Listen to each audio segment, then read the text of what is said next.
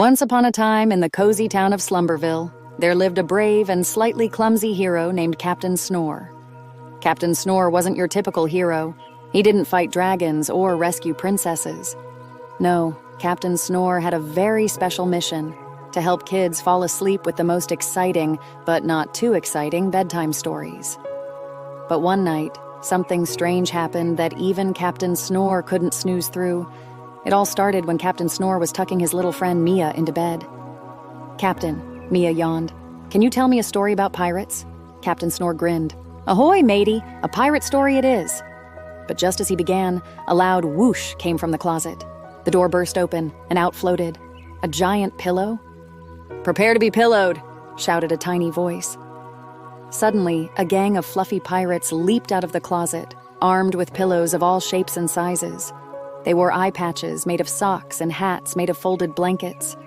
Their leader, a feisty little pirate named Pillowbeard, pointed a marshmallow sword at Captain Snore.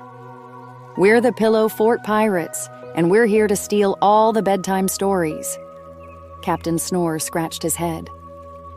"But why would pirates want bedtime stories?" Pillowbeard puffed out his chest. "Because we're tired of just being pillows. We want to be the stars of the stories. And if you don't give us a story, we'll tickle you with our feather dusters." The pirates waved their dusters menacingly. Captain Snore tried not to laugh. All right. How about this? I'll tell a story about you, the bravest, fluffiest pirates in all of Slumberville." The pirates cheered and plopped down on the bed, ready to listen. And so Captain Snore began. Once upon a time, the Pillow Fort Pirates sailed the Seven Seas of Snuggles in their mighty ship, the SS Comfy. They were on a quest to find the legendary golden blanket, said to be the coziest blanket in the world. But their journey was full of challenges. First, they had to navigate through the sock drawer swamp, where mismatched socks tried to trip them up. Then they faced the dreaded laundry basket volcano, where dirty clothes erupted like lava. The pirates gasped. "Did we make it?" asked Pillowbeard. "Of course you did," said Captain Snore. "You used your marshmallow swords to bounce over the lava and your pillow shields to protect yourselves.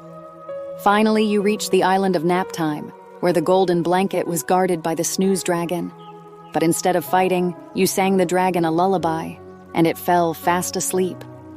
You claimed the golden blanket and sailed back home as heroes." The Pillow Fort Pirates clapped and cheered. "That was the best story ever," said Pillowbeard. "We'll never steal stories again. In fact, we'll help you tell them."